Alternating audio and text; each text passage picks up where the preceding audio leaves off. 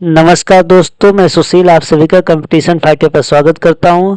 TET super TET या C TET के लिए जो क्लास स्टार्ट साइंस की किए थे उसमें आज हम दूसरा चैप्टर स्टार्ट करेंगे, मापन। जो मैंने विधिवत उसको कवर किया है। आप सब जाइए देखिए और अपने दोस्तों के साथ साथियों के साथ शेयर कीजिए, लाइक कीजिए और सब्सक्राइब भी कीजिए। गति जो कि बहुत ही इंटरेस्टिंग टॉपिक होने वाला है। इसके पहले मोशन जो चैप्टर था उसमें काफ़ी फैक्चुअल बातें थी। मापन जो चैप्टर था मेजरमेंट, उसमें काफ़ी फैक्चुअल बातें थी। लेकिन मोशन यानी गति वाला चैप्टर बहुत ही रोचक है, जो हमारे व्यवहार से संबंधित है, जिसमें हमने पढ़ा था कि भौतिक विज्ञान व्यवहार का विज्ञान है। तो यहाँ पर हम देखने वाले हैं गति। तो गति पर जाने से पहले हम समझते हैं कि जो हम चीज़ें पढ़े थे कि भौतिक राशियाँ,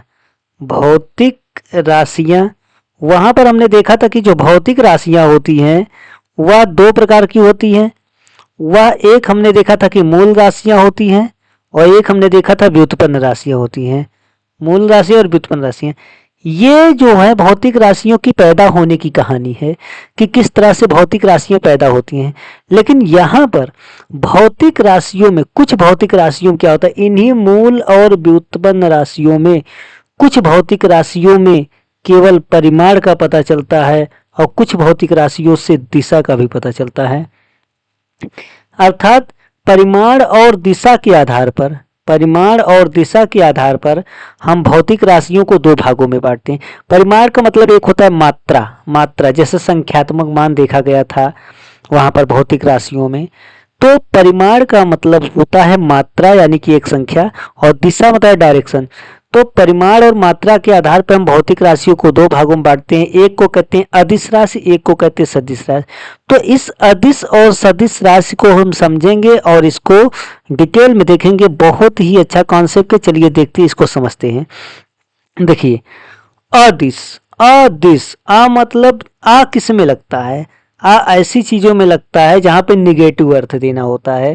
जैसे स्केलर मैंने लिखा हुआ है, तो स्केलर का मतलब होता है आ दिश, यानी कि जिसमें दिशा ना हो। ऐसी भौतिक राशियां जिसमें केवल परिमाण हो, जिनसे परिमाण का पता चले लेकिन दिशा का पता ना चले, इन्हें अदिश राशियां कहते हैं। जैसे मान लीजिए हम यहाँ ए पॉइंट से चलना शुरू कर रहे हैं और हमको बी पॉइंट तक जाना है। अब ए से बी तक जाना है, ऐसे तो सीधा सीधा पता चल रहा है कि हमको इस दिशा में ऐसे जाना है, लेकिन भाई ये रास्ता नहीं है हमारे पास। जब हम यहाँ अपने घर से इस दूरी के लिए गए तो हम इधर से ऐसे घूमते घूमते, जैसा जैसा रास्ता था हम वैसे घूमते घूमते गए। तो हमको क्या है कि अभी हम कुछ दूर इस दिशा में चले, फिर कुछ दूर इस दिशा में चल रहे हैं, फिर हमारी दिशा बदल गई, फिर दिशा बदल गई, यानी कि हमको कोई निश्चित दिशा नहीं प्राप्त होती है। यहाँ पर हमको ये तो पता है कि ए से बी तक जाने में हमको 30 किलोमीटर का डिस्टेंस लगेगा, लेकिन हमको यहाँ पर एक निश्चित दिशा का पता नहीं चलता है कि हम केवल इसी दिशा में जा रहे हैं। नहीं, हम कभी उत्तर जा रहे हैं तो हम कभी पश्चिम पूरब जा रहे हैं तो कभी हम दक्षिण जा रहे हैं। ये लगातार हमारी दिशाएं बदल रही हैं। तो ये जो है यही होता है क्या कि केवल परिमाण, जहां पर केवल परिमाण पता चले, दिशा का पता ना चले, उसे हम अदिश राशियां कहते हैं। अब इसमें आएगा कौन? आएगा इसमें दूरी, आएगा इसमें समय, द्रव्यमान, चाल, क्षेत्रफल, आयतन, ये जितनी भी चीजें हैं। जैसे दूरी, अब मुझे ए से बी तक जाना है तो ए से बी तक इस तरह से जैसे ये रास्ता गया है, इसके आधार पे जो इसकी दूरी होगी वो 30 किलोमीटर होगी। तो 30 किलोमीटर ये दूरी बता रहा है, लेकिन दिशा यहाँ का पता नहीं चलता है, तो दूरी अदिश राशि में आएगा। समय में हम एक मात्रा का पता करते हैं कि 5 बजे हैं, 10 बजे हैं, 7 बजे हैं, 8 बजे हैं। इसमें हमको सिर्फ एक मात्रा का पता चलता है, एक संख्या का पता चलता है। इसमें किसी दिशा का पता नहीं चलता। कोई आपसे अगर समय पूछता है कि भाई क्या समय हुआ है, तो हम ये नहीं कहते कि भैया 7 बजे हैं उत्तर में। ऐसा थोड़ी नहीं, आप जिस जगह पे हो उत्तर में दक्षिण में इस तरह समय नहीं बताते हैं। तो समय भी एक अदिश राशि है, मतलब जिसमें दिशा ना हो। द्रव्यमान, किसी वस्तु का द्रव्यमान 5 किलोग्राम है, तो 5 किलोग्राम उत्तर की ओर है, दक्षिण की ओर है, पूरब की ओर है, पश्चिम की ओर, नो, ओनली 5 किलोग्राम। यानी किसी वस्तु का द्रव्यमान जो है वो सिर्फ एक मात्रा को प्रदर्शित करता है, उसमें कोई दिशा नहीं होती है। तो यहाँ पर जो द्रव्यमान होता है ये भी एक अदिश राशि होती है। क्षेत्रफल, क्षेत्रफल क्या होता है? एरिया, कोई क्षेत्र जो होता है ये क्षेत्रफल होता है। इसमें आयतन, चाल, ये सब चीजें जो होती हैं ये अदिश राशियों में होती हैं, क्योंकि इसमें कोई दिशा नहीं होती है। ठीक है, तो अदिश राशियों का मतलब ऐसी भौतिक राशियां जिनमें सिर्फ परिमाण होता है, जिनमें सिर्फ परिमाण होता है, दिशा का पता नहीं चलता है, दिशा का पता नहीं चलता है, वह अदिश राशियां कहती हैं। इसमें आपका समय, चाल, आयतन ये तो आया ही, इसके साथ साथ आपका कार्य आ जाएगा। कार्य भी आपका अदिश राशि होगा। कार्य अदिश राशि है तो ऊर्जा भी आपकी अदिश राशि होगी। ठीक है, शक्ति यानी पावर, पावर भी आपकी अदिश राशि होगी।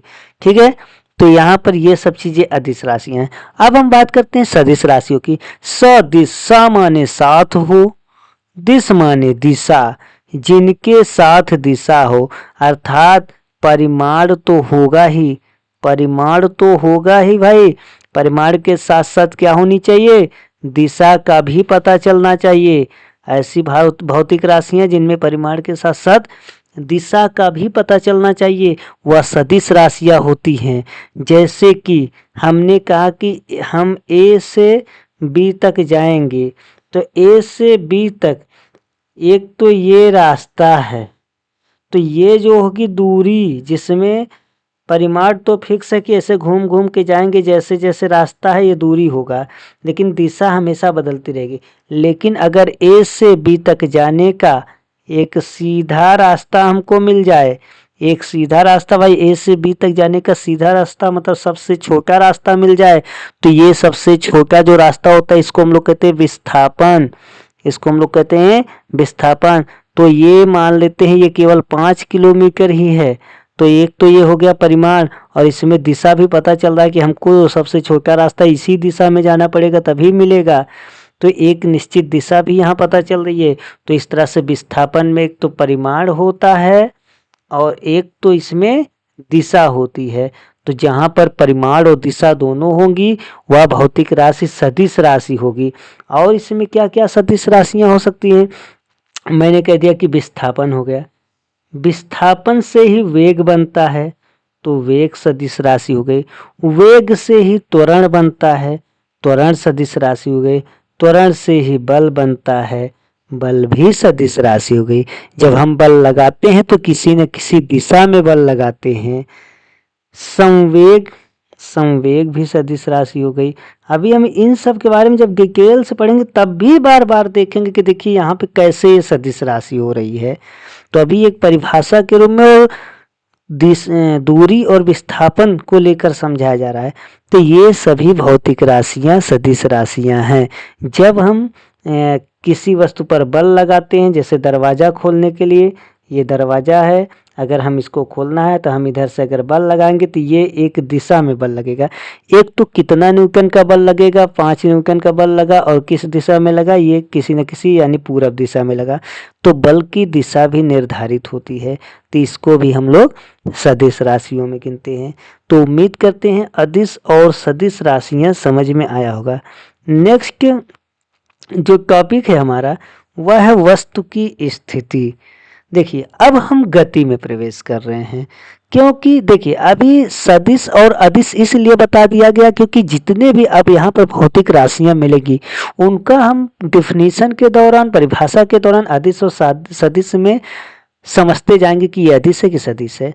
तो अब देखिए गति, गति में हम लोग आ गए हैं। तो देखिए गति के बारे में हम लोग समझते हैं यहाँ से कि गति है क्या, गति कैसे काम करती है। तो देखिए दुनिया में कोई भी वस्तु है, कोई भी चीज़ है दुनिया में, तो वह चीज़ या तो भाई वह गति की अवस्था में होता है या तो वह विराम की अवस्था में होता है। जैसे दो चीज़ों को अगर हम देखते हैं तो या तो वो चीज़ें गति में दिखाई देती हैं या तो विराम में दिखाई देती हैं। विराम का यहाँ मतलब होता है रेस्ट पोजीशन में। जब हम किसी भी दो चीज़ को देखते हैं तो हमको विराम में दिखे। जैसे कहने का मतलब यह हुआ कि अगर एक वस्तु के सापेक्ष कोई एक वस्तु ये है, कोई एक दूसरी वस्तु ये है, एक के सापेक्ष दूसरी वस्तु में अगर परिवर्तन नहीं दिखाई देता है, जैसे हम क्या है गाड़ी में बैठे हुए हैं, ठीक है, ये हम बैठे हुए हैं यहाँ पर, ऐसे 2-3 लोग ये सामने सामने ऐसे बैठे हुए हैं। अब देखिए मैं चेयर पे बैठा हुआ हूँ, मेरे बगल ये भी चेयर पे बैठा हुआ है और गाड़ी लगातार चल रही है।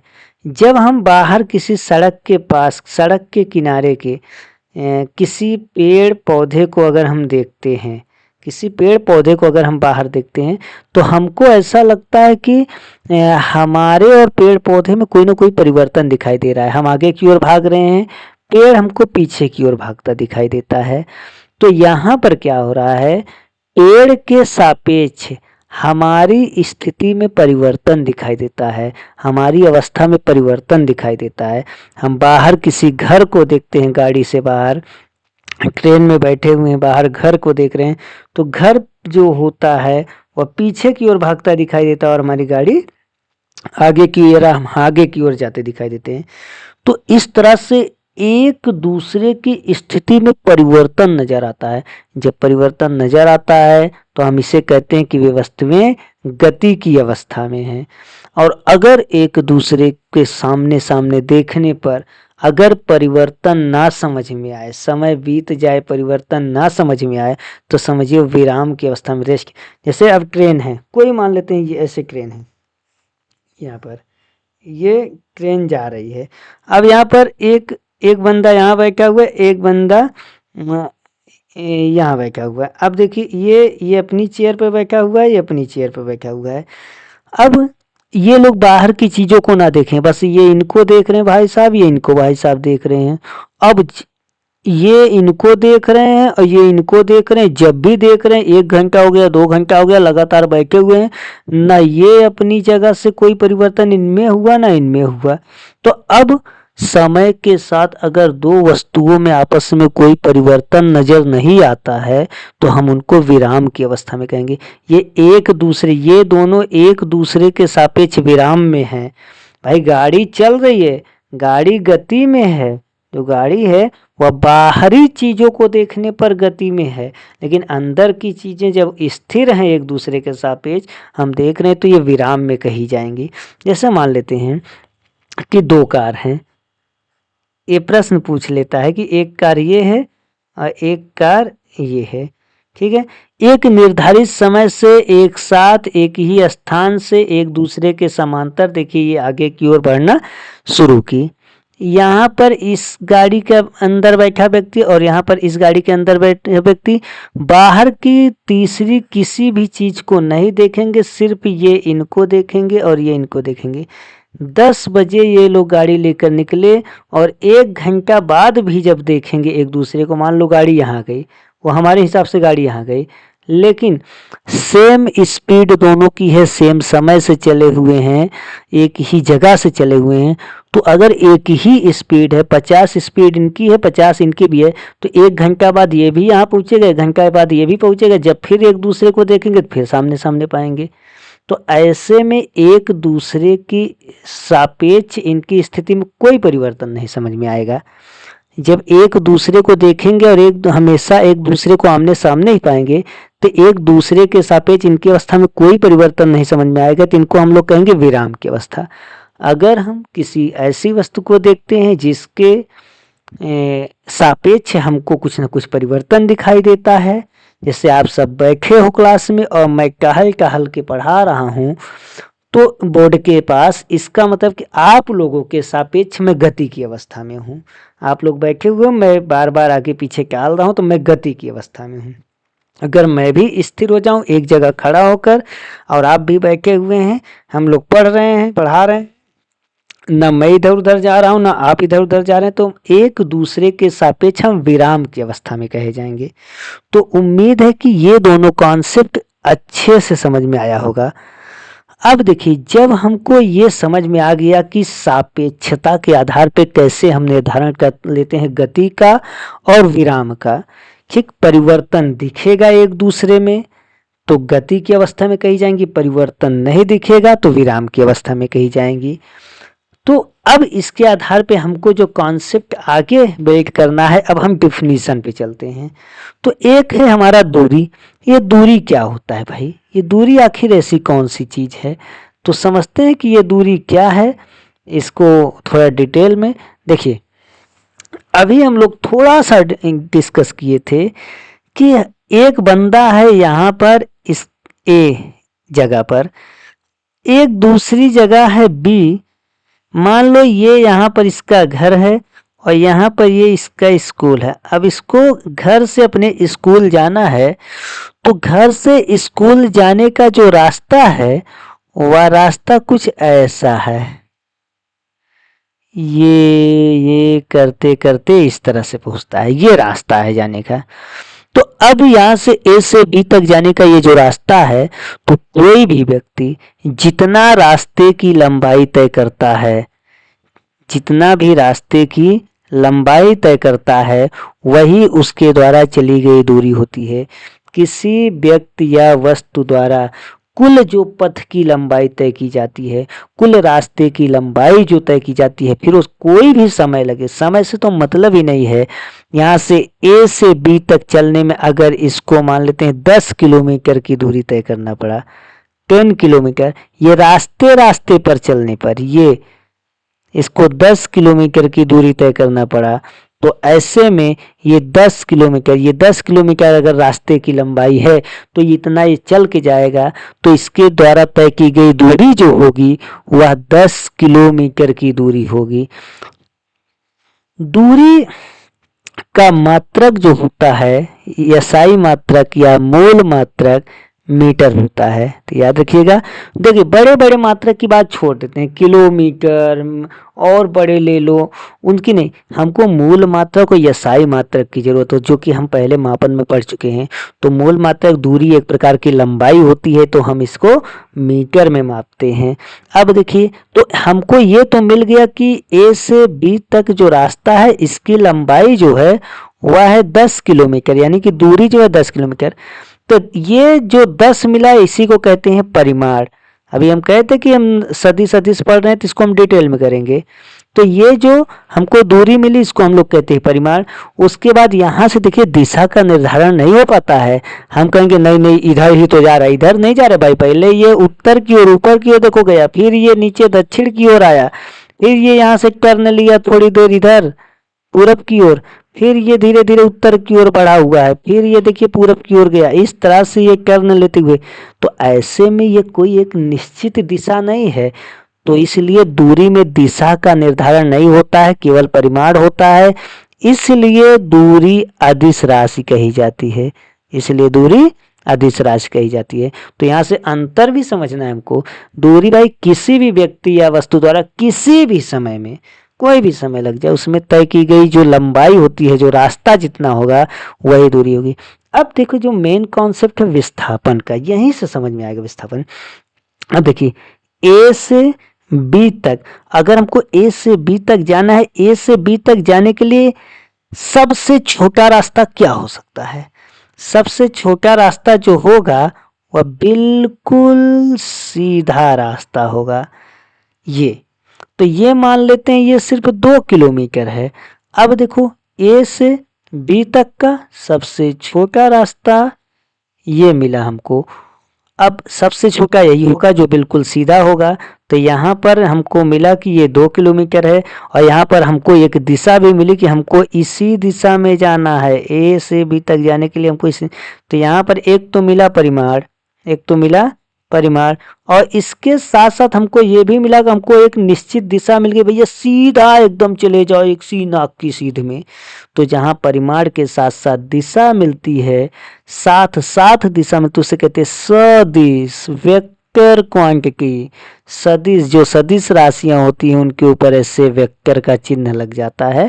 खैर उसकी यहाँ जरूरत नहीं है। तो विस्थापन की परिभाषा कैसे देखेंगे? दो स्थानों के बीच की सबसे छोटी दूरी, दो स्थानों के बीच की सबसे छोटी दूरी जो हो सकती है वह क्या हो सकता है? वो हो सकता है एक सीधी रेखा। दो स्थानों के बीच की जो सबसे छोटी दूरी होती है एक सीधी रेखा हो सकती है। तो यहां से हमको पता चला विस्थापन क्या है, सबसे छोटी दूरी, शॉर्टेस्ट डिस्टेंस। ये भी एक प्रकार की लंबाई है, तो इसको भी हम लोग मीटर में मापेंगे। दूसरी नंबर बात, ये सदिश राशि है, दूरी अदिश है, ये क्या है? सदिश है। तो दूरी किसी भी व्यक्ति या वस्तु द्वारा तय की गई जो होती है रास्ते की लंबाई होती है, और विस्थापन दो स्थानों के बीच की सबसे छोटी दूरी जो होती है उसको हम लोग विस्थापन कहते हैं। तो यहाँ पर देखिए, जैसे कुछ और एग्जाम्पल लेते हैं।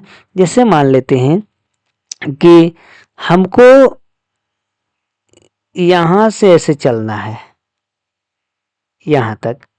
देखिए, अगर मैं यहाँ से चलना शुरू किया और ये घूमते घूमते घूमते घूमते घूमते घूमते फिर से मैं इसी पॉइंट पर आ गया, तो यहाँ पर मेरी दूरी क्या होगी और मेरा विस्थापन क्या होगा? समझिए, दूरी क्या होगी, जब मैं इस बिंदु से चलना शुरू किया यहाँ ए से, और मैं ये पूरा रास्ता घूमते घूमते फिर से ए पर आया, तो ये मैं जो ये वृत्ताकार रास्ता तय किया हूँ ये मेरी दूरी होगी। और ये जो वृत्त की परिधि होती है चारों तरफ, यही दूरी वृत्त की परिधि है। तो हमारी जो दूरी होगी वो वृत्त की परिधि होगी, वृत्त की परिधि होगी। लेकिन हमारा विस्थापन, तो दूरी हो गया 2πr, क्योंकि वृत्त की परिधि का फार्मूला होता है 2πr। लेकिन हमारा विस्थापन क्या होगा भाई? हमारा विस्थापन 0 होगा। 0 कहोगे क्यों? भाई मैं क्या बोला कि दो स्थानों के बीच की दूरी, यानी कि हमने ए से शुरू किया, फिर हम घूमकर ए पर ही आ गए, तो दो स्थान जो है वो ए ही हैं। तो यहाँ पर तो कोई दूरी बची ही नहीं, ये तो 0 हो गया। जैसे मान लो मैं यहाँ से चला और यहाँ तक चला, ठीक है, यहाँ से मैं ए से गया बी तक गया, तो ये जो रास्ता घूमा हुआ है ये तो दूरी हो गई, ये जितना भी होगा दूरी। लेकिन विस्थापन क्या होगा? ए से बी तक का सबसे छोटा रास्ता तो यही है ना, ये वाला, ये ऐसे मिला दी सीधा सीधा, ये विस्थापन हो गया। लेकिन जब यही बी आके ए पर लद जाए, जैसे यहाँ पर, तो वही मेरा शुरुआती वाला स्थान और आखिरी वाला स्थान भी यही है, तो यहाँ पे विस्थापन क्या हो जाएगा? 0 हो जाएगा। तो वृत्त में पूछ लेता है दूरी क्या होता है, तो जो वृत्त की परिधि होगी, क्योंकि आप पूरा रास्ता तय करोगे, ये पूरा, ये हमारा परिधि हो जाएगा। विस्थापन क्या होगा? क्योंकि पहला और आखिरी बिंदु हमारा जहाँ हम शुरू किए वहीं फिर आ गए, तो हमारा दोनों स्थान सेम है, तो वहाँ पे विस्थापन क्या हो जाएगा? 0 हो जाएगा। तो ऐसे और कुछ हम इसमें देख लेते हैं सवाल टाइप के। जैसे यहाँ पर 1 मिनट, इसको हम रफ करते हैं, उसके बाद समझते हैं। देखिए, अर्धवृत्त में क्या होता है, हमसे कोई कह दे कि एक अर्धवृत्ताकार रास्ता है और हम उस अर्धवृत्ताकार रास्ते पर दौड़ रहे हैं। जब हम उस अर्धवृत्ताकार रास्ते पे दौड़ रहे हैं, ये ए है, ए से हम बी तक गए दौड़कर, तो यहाँ देखो ए से बी तक जाने में हमको ये वाला रास्ता मिला, इस रास्ते से हम गए, तो ये हम इस रास्ते से गए, तो ये हमारी दूरी होगी। तो दूरी क्या होगी? जैसे एक पूरा वृत्त होता है, तो वृत्त का 2πr होता है, तो इसका केवल πr हो जाएगा, आधा हो जाएगा, ठीक है, आधे रास्ते, आधी परिधि, आधा हो गया। लेकिन अगर विस्थापन पूछ ले, विस्थापन क्या होगा भाई? अगर ये वृत्त का केंद्र है, तो हम सबसे छोटा रास्ता क्या अपना सकते हैं ए से बी तक पहुंचने का? हमारा सबसे छोटा रास्ता ए से बी तक पहुंचने का ये हुआ सीधा वाला। तो यहाँ पर अगर ये केंद्र है, तो इधर त्रिज्या r, इधर त्रिज्या r, तो हमारा विस्थापन हो जाएगा यहाँ पर 2r। कभी इन दोनों में कभी अनुपात पूछ लेता है, तो भाग कर देंगे, अनुपात निकल आएगा। तो ये होता है दूरी और विस्थापन। बहुत सिंपल सा टॉपिक है, इसमें हम कुछ चीज़ें और देखेंगे। देखिए, दूरी, जैसे हमने क्या कहा कि हम ए से बी तक चल रहे हैं, तो हमको ये रास्ता है, ये रास्ता है, तो ये जो रास्ता है ये हो गई दूरी, और ये जो सबसे सीधा मिला ये हो गया विस्थापन। तो अब खुद बताइए विस्थापन ज़्यादा होगा या दूरी? तो भाई साहब आप कहेंगे कि भाई साहब दूरी ज़्यादा होगा, क्योंकि दूरी रास्ता टेढ़ा मेढ़ा होता है, दूरी ज़्यादा होगा। तो एकदम सही पकड़े कि दूरी जो होता है ज़्यादा होता है विस्थापन से। लेकिन मैं कह रहा हूँ कि दूरी बराबर भी होता है विस्थापन के। कहोगे कैसे? देखिए सर ऐसे कि एक बिंदु ए है, यहाँ पर एक बिंदु ए है, यहाँ तक एक बिंदु बी है। अब ए से बी तक जाने का रास्ता ही यही है, ए से बी तक जाने का रास्ता यही है, इसके अलावा कोई रास्ता ही नहीं है। जब इसके अलावा कोई रास्ता ही नहीं बचता है तो मजबूरी है कि हम इसी रास्ते पर जाएंगे। तो ऐसे में क्या हो जाएगा कि जितनी हमारी दूरी मिलेगी उतना ही हमारा विस्थापन मिलेगा। तो हम इन दोनों को मिलाकर कह सकते हैं, हम इन दोनों को मिलाकर कह सकते हैं कि जो दूरी होती है या ज़्यादा होता है विस्थापन से या फिर बराबर होता है विस्थापन की। ये खूब पूछता है, ये फार्मूला खूब पूछता है कि दूरी विस्थापन से या तो ज़्यादा होगा या तो विस्थापन के बराबर होगा। दूरी कभी कम नहीं होगी विस्थापन से। ठीक, तो इसको मिला के हम इस तरह लिख सकते हैं। यहाँ देखें अगर तो दूरी, इस विस्थापन को इधर दूरी के बटे में लाएंगे विस्थापन को, तो यहाँ पर बचेगा क्या? 1। तो दूरी और विस्थापन का अनुपात 1 से ज़्यादा होता है या 1 के बराबर होता है। तो ये दूरी और विस्थापन का कॉन्सेप्ट समझ में आया होगा। इसमें हम थोड़ा अंतर देखते हैं, दोनों में अंतर क्या होता है। तो दोनों का अंतर क्या है उस अंतर को समझते हैं। चलिए इसको थोड़ा रफ कर लेते हैं, उसके बाद हम लोग अंतर को देखते हैं कि अंतर क्या हो सकता है। देखिए भाई बहुत सिंपल सा है। एक तो मैंने देखा कि दूरी जो होता है तय किए गए रास्ते की लंबाई होती है, दूरी तय किए गए रास्ते की लंबाई होती है। ये क्या है? रास्ते की लंबाई है, रास्ते की लंबाई है। और विस्थापन क्या है? विस्थापन सबसे छोटी दूरी है, सबसे छोटी दूरी। दो स्थान ले लिए, उनके बीच की सबसे छोटी दूरी हो गई। दूरी क्या होती है? अदिश होती है, क्योंकि इसमें केवल परिमाण होता है। इसमें क्या होता है? केवल परिमाण होता है, इसलिए अदिश है। और विस्थापन क्या होता है? सदिश होता है, क्योंकि इसमें क्या होता है? परिमाण भी होता है और दिशा भी होती है। ये बात अभी हम देखे थे। दूरी को मापने के लिए भी मीटर का इस्तेमाल करते हैं, विस्थापन को मापने के लिए भी मीटर का इस्तेमाल करते हैं। तो इसमें तो कोई दिक्कत है ही नहीं। पर और दूसरी बात, दूरी जो होगा हमेशा विस्थापन से ज़्यादा होगा, यानी दूरी जो होगी हमेशा धनात्मक होगी। दूरी हमेशा धनात्मक, हम जो भी रास्ता तय करेंगे उसकी कोई ना कोई लंबाई होगी। लेकिन विस्थापन भैया, विस्थापन जो होता है पॉजिटिव होगा, जीरो होगा, निगेटिव भी होगा। वो ग्राफ में हम समझेंगे। पॉजिटिव तो समझ रहे हैं कि कोई दूरी आएगी, कोई लंबाई मिलेगी तो संख्या होगा पॉजिटिव होगा। जीरो, अभी हमने देखा कि हम एक वृत्त पे जब चलते हैं तो जहाँ से हम शुरू करते हैं वहीं फिर पहुँच जाते हैं, तो हमारा विस्थापन क्या हो जाता है? जीरो हो जाता है। ठीक है, ऐसी जगहों पे हमारा विस्थापन जीरो हो जाता है। विस्थापन को हम लोग यस से प्रदर्शित करते हैं और दूरी को हम लोग डी से प्रदर्शित करते हैं। ठीक है, तो विस्थापन के ऊपर हम इस तरह से ऐसे वेक्टर लगा सकते हैं। क्यों? क्योंकि ये वेक्टर क्वांटिटी है, ये सदिश राशि है, इसलिए हम इसके ऊपर ऐसे वेक्टर, एक तीर खींच दिया जाता है। तो ये कुछ अंतर हैं, अंतर समझ में आया होगा। दूरी और विस्थापन आपस में बराबर भी होते हैं, दूरी और विस्थापन आपस में बराबर भी होते हैं। तो ये चीज हमने देखा। तो दूरी और विस्थापन में अंतर अगर समझ में आया होगा तो इसी दूरी से संबंधित जो अगला टॉपिक हमारा है वो अगला टॉपिक है चाल। जैसे हमने क्या किया, एक बंदा ए है, ए नहीं बल्कि ए एक स्थान है, ए से बी तक किसी व्यक्ति को यहाँ से ए से बी तक जाना है। अब ए से बी तक यहाँ पर चलेगा, मान लेते हैं ये रास्ता है, तो यहाँ पर क्या कोई ना कोई दूरी तय करेगा। ए से बी तक जाएगा तो रास्ते की लंबाई जो होगी वो दूरी होगी ना। अब बताओ, दूरी मिल गई और ए से बी तक जाने में इसको कोई ना कोई समय भी तो लगेगा। तो चाल जो आएगी इसका एकांक समय में तय की गई दूरी, एकांक समय में जो तय की गई दूरी होती है इसी को हम लोग चाल कहते हैं। चाल अर्थात कि कोई भी वस्तु, दुनिया की कोई भी वस्तु लो, घोड़ा, गाड़ी, व्यक्ति, वस्तु, जानवर, कुछ भी ले लो, ठीक है, जितने समयांतराल में जितनी दूरी तय करता है, कितने समय अंतराल में वो कितनी दूरी तय कर रहा है, ये उसकी चाल बताता है।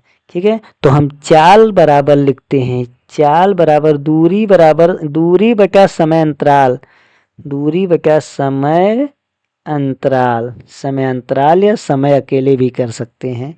ठीक है, तो इसको हम जनरली v से प्रदर्शित करते हैं, चाल को जनरली किससे प्रदर्शित करते हैं, v बराबर डी बाई टी, या डी नहीं लिखा है यस लिखा है यस बाई टी, तब भी ठीक है, क्योंकि दूरी और विस्थापन दोनों को यस से प्रदर्शित करते हैं, बस विस्थापन में ये वेक्टर लग जाता है क्योंकि वो सदिश राशि होती है।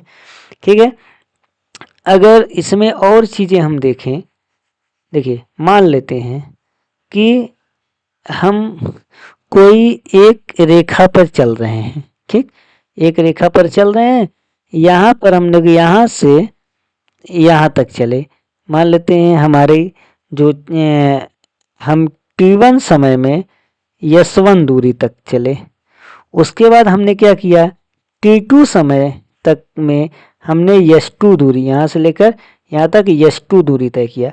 कोई एक व्यक्ति मान लो भाई, कोई भी यहाँ A से चलना शुरू किया, s1 देखो t1 समय तक चला और यहाँ से वो यहाँ पर पहुँचा B पर, s1 दूरी तय किया। फिर मान लो फिर से A से शुरू किया, अब की बार t2 समय तक चला और यहाँ पर पहुँचा तो उसने s2 दूरी तय किया। तो ऐसे में दोनों में जो देखा जाए तो दोनों में जो चाल जो आएगा, चाल क्या आएगा भाई, इतना तो निकल गया, इतना तो निकल गया, बचा कितना, इतने का ही अंतर बचा, यानी कि s2 माइनस s1 बटा t2 माइनस t1, ये इतना बचा। कहने का मतलब हमारा ये हुआ कि चाल बराबर दूरी बटा समय, दूरी में अंतर बटा समय में अंतर। तो कुल मिला के याद रखिए कि दूरी का मात्रक मीटर होता है, समय का मात्रक सेकंड होता है, तो चाल का जो मूल मात्रक बनेगा, सॉरी मूल मात्रक नहीं बल्कि एसआई मात्रक जो बनेगा वह मीटर पर सेकंड बनेगा चाल का। चाल में ही कुछ चीजें और देखते हैं। चाल देखिए कई प्रकार की होती है।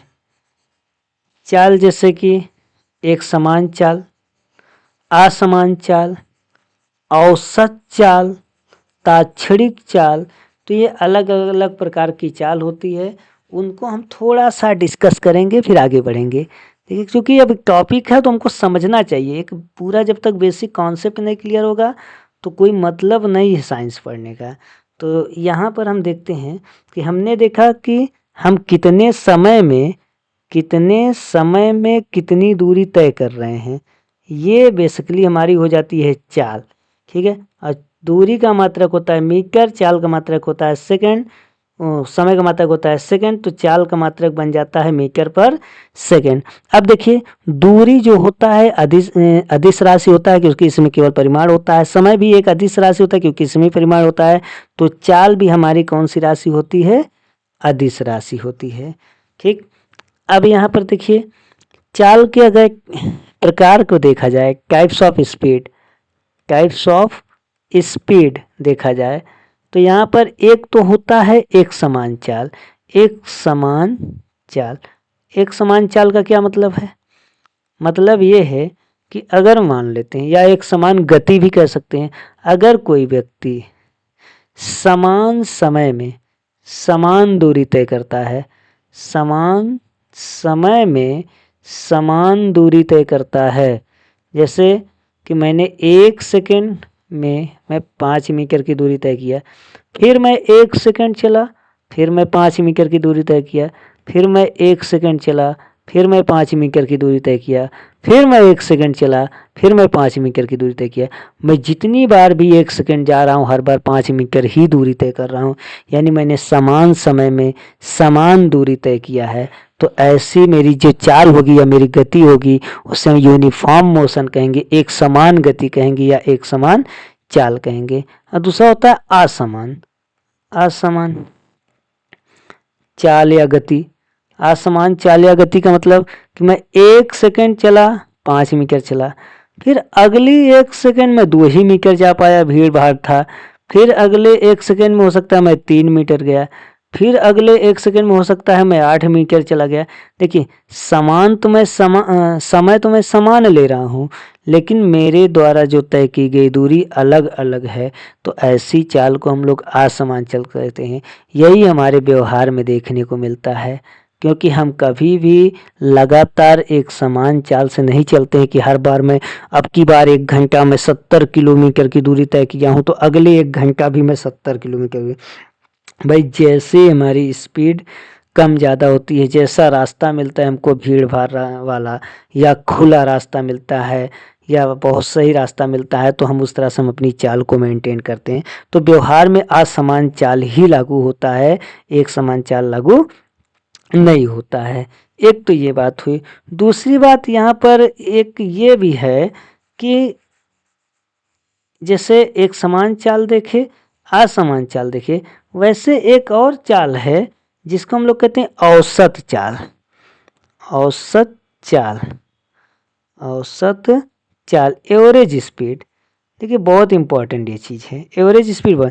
जैसे कैसे इंपॉर्टेंट है देखिए, जैसे मान लीजिए हमने T1 समय तक S1 दूरी तय किया, फिर आगे का T2 समय तक मैंने S2 दूरी तय किया, फिर आगे का T3 समय तक मैंने S3 दूरी तय किया, फिर मैं आगे T4 समय तक चला तो मैंने S4 दूरी तय किया। तो मतलब मैं कुछ समय तक चला तो मैं इतनी दूरी तय किया, ये वाला। फिर कुछ समय तक चला तो मैं इतनी दूरी, अलग अलग हर अलग अलग समय में अलग अलग दूरियां मैं तय कर रहा हूँ। तो ऐसे में मैं क्या करता हूँ, एक ऐसी चाल निकालता हूँ जिसको औसत चाल कहते हैं। कि मतलब मैं A से B तक पहुंचा तो मेरी एक एवरेज स्पीड क्या है, तो हम कहते हैं कि भाई मैंने कितनी कुल दूरी तय की और मैंने कितने कुल समय में तय की, यानी कुल चली गई दूरी बटा कुल लगा समय। ठीक है, कुल चली गई दूरी बटा कुल लगा समय।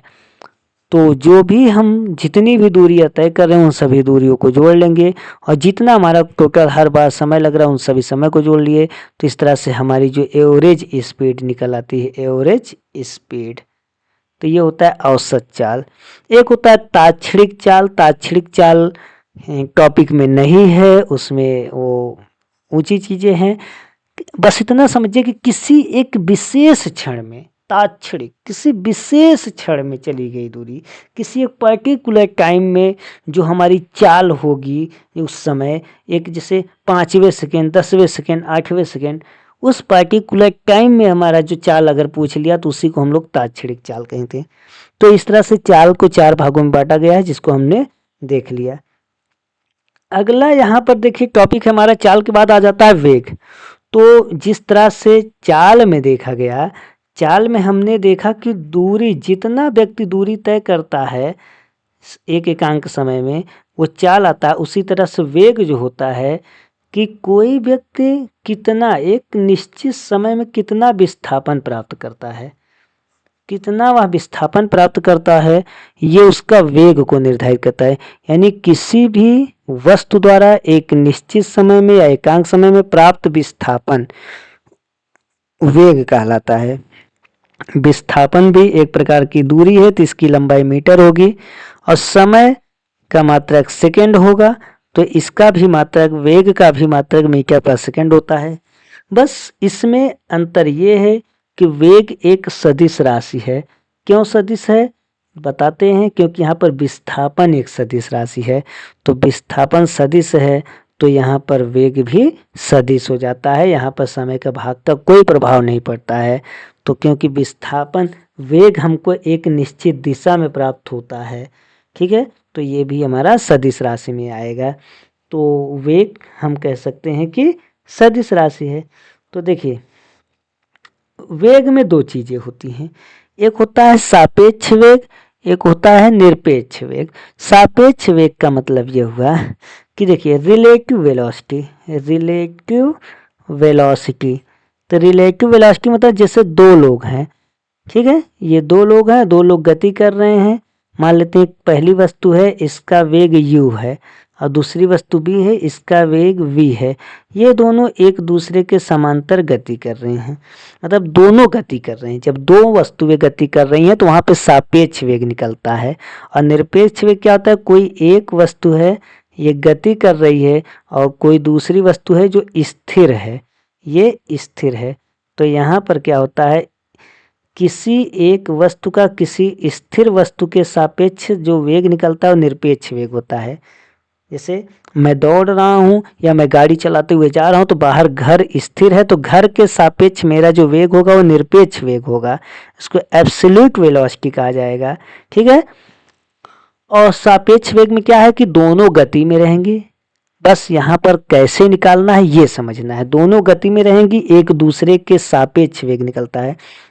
तो यहाँ पर समझते हैं कि देखिए दोनों गति में हैं, तो या तो दोनों एक ही दिशा में गति कर रही हैं, या तो एक इधर गति कर रहा है, एक इधर गति कर रहा है, एक दूसरे के विपरीत। मान लीजिए पहली वस्तु जिसका वेग u है, दूसरी वस्तु जिसका वेग v है। ठीक है, ये है। अब यहाँ पर देखिए इसमें a और b दो वस्तुएं, a के सापेक्ष b का वेग या b के सापेक्ष a का वेग, ये दो तरह की चीजें हैं। इसको थोड़ा सही से समझेंगे, थोड़ा सा समय और लगेगा क्योंकि मुझे पता है कि लेट हो रहा है, क्लास ज़्यादा हो रही है, बड़ी हो रही है। देखिए a के सापेक्ष b का वेग, जिसका वेग पूछेगा समझिए वो वेग ज़्यादा है, उसी में से घटाना है। क्योंकि देखिए जब दोनों एक ही दिशा में जाएंगी तो यहाँ पर क्या होगा, स्पीड कम प्रतीत होगी। क्यों, जैसे आप भी जा रहे हैं, बगल से और एक गाड़ी वाला गुजर रहा है तो आपको झांय से नहीं पार कर पाएगा, क्योंकि आप भी आगे बढ़ रहे हैं, वो भी आगे बढ़ रहा है। तो ऐसे में दोनों की जो सापेक्ष वेलोसिटी होगी, सापेक्ष वेग होगा, वो घट जाएगा। तो घट जाएगा तो यहाँ पर घटाएंगे a के सापेक्ष b का वेग, तो b का वेग, तो b का वेग को मैंने v माना है, इसमें से हम a के वेग को घटा देंगे, ये हो जाएगा। अगर यही कह दें कि b के सापेक्ष a का वेग, तो a का वेग यानी कि a का वेग पूछा, मतलब a का वेग ज़्यादा है तो a का वेग को पहले रखो, b के सापेक्ष तो b के वेग को घटा दो। तो ये इस कंडीशन में है जब दोनों एक ही दिशा में जा रहे हैं। अगर भाई दोनों विपरीत दिशा में जा रही हैं, भाई a u वेग से इस दिशा में जा रहा है, अब b जो है v वेग से इस दिशा में आ रहा है, आप देखो ये झांय से एक दूसरे को पार करेंगी। ठीक है, दो ट्रेनें देखो एक दूसरे के विपरीत जाती, झांय से एक दूसरे को पार करती हैं। तो ऐसे में क्या होता है, दोनों की स्पीड बढ़ जाती है, तो यहाँ पर u प्लस v हो जाएगा, ये सापेक्ष वेग हो जाएगा। तो सापेक्ष वेग दोनों वस्तुएं गति में रहती हैं तब के लिए होता है। निरपेक्ष वेग एक वस्तु गति कर रही है और एक स्थिर है, तो हम जो स्थिर वाली वस्तु के निरपेक्ष इसका वेग होता है। तो वेग ये समझ में आया होगा। चाल और वेग में अंतर की बात करते हैं, तो चाल और वेग में अंतर वही है जैसे दूरी और विस्थापन में अंतर होता है, वैसे चाल और वेग में अंतर होता है। तो चाल मात्रक तो वही मीटर पर सेकंड इसका भी होगा और मीटर पर सेकंड इसका भी होगा। इसका देखो इसमें क्या होता है, दूरी बटा समय होता है, और वेग में क्या होता है, विस्थापन बटा समय होता है। तो मात्रक वही बनेगा। चाल जो होगी, चाल पॉजिटिव होगी क्योंकि दूरी पॉजिटिव होती है, इसलिए चाल पॉजिटिव होगी। और विस्थापन क्या होता है, पॉजिटिव होता है, नेगेटिव होता है, जीरो होता है, इसलिए वेग भी हमारा पॉजिटिव होगा, नेगेटिव होगा और जीरो हो सकता है। ठीक है, तो चाल और वेग में ये कुछ मुख्य अंतर हैं। इसमें देखिए चाल अदिश राशि होता है क्योंकि दूरी अदिश राशि होता है और दूरी से ही ये चाल बना हुआ है, तो ये भी अदिश राशि हो जाएगा। और वेग सदिश राशि होगा क्योंकि विस्थापन सदिश राशि होता है, इसलिए वेग भी क्या हो जाएगा, सदिश राशि हो जाएगा। तो किसी वस्तु का जो चाल होता है, चाल जो होगी ये वेग से ज़्यादा ही होगी। ठीक है, चाल वेग से ज़्यादा ही होगी, चाल कभी शून्य नहीं होगी, जबकि यहाँ पर वेग शून्य हो जाएगा। तो इस तरह से हम चाल और वेग में कुछ अंतर देख लेते हैं, माइन्यूट से अंतर। एक टॉपिक और इसमें देखेंगे, त्वरण क्या होता है। देखिए त्वरण, एक इसमें देखिए अंग्रेजी में लिखा है एक्सीलरेशन। एक्सीलरेशन गाड़ियों में देखिए होता है एक्सीलरेटर। एक्सीलरेटर का काम क्या होता है गाड़ियों में, हम उसको जितना घुमाते हैं उतनी स्पीड ज़्यादा होती है, जितना कम करते हैं उतनी स्पीड कम होती है। तो एक प्रकार से हम समझ सकते हैं कि त्वरण जो होता है ये वेग में परिवर्तन करने का काम आता है। वेग में परिवर्तन, समय के अनुसार हम क्या करते हैं, समय के अनुसार हम अपनी गाड़ी की वेलोसिटी को कम ज़्यादा करते हैं। जैसे ही हमको सिचुएशन मिलती है हम एक्सीलरेटर को बढ़ाते और घटाते हैं, यानी कि समय के अनुसार वेग में होने वाला परिवर्तन जो होता है वह त्वरण होता है। समय के अनुसार वेग में होने वाला परिवर्तन ही त्वरण होता है। तो यहाँ पर हम समयांतराल रख दें तो कोई दिक्कत नहीं होनी चाहिए, जिसको हम कहेंगे त्वरण। ठीक है, तो अगर हम कोई हमारे पास समय है t1, इस समय में हमारी वेलोसिटी v1 है, लेकिन बाद में t2 समय में हमारी वेलोसिटी v2 हो जा रही है, यानी कि समय के अनुसार हमारे वेग में परिवर्तन हो रहा है। तो ये वेग में परिवर्तन कितने का होगा, v2 माइनस v1, जो ज़्यादा हुआ उसमें से कम वाला घटाएंगे तो पता चलेगा कितना परिवर्तन हुआ। और समय t2 माइनस t1, इसी कहते हैं त्वरण, इसी कहते हैं हम लोग त्वरण। या a बराबर v2 माइनस v1 को हम डेल्टा v लिख सकते हैं और t2 माइनस t1 को हम डेल्टा t लिख सकते हैं। तो त्वरण बराबर वेग परिवर्तन बटा समय अंतराल। देखिए वेग का मात्रक अभी हम लोग देखे थे मीटर पर सेकंड होता है और समय का मात्रक सेकंड होता है। तो इस तरह से बनेगा मीटर पर सेकंड स्क्वायर।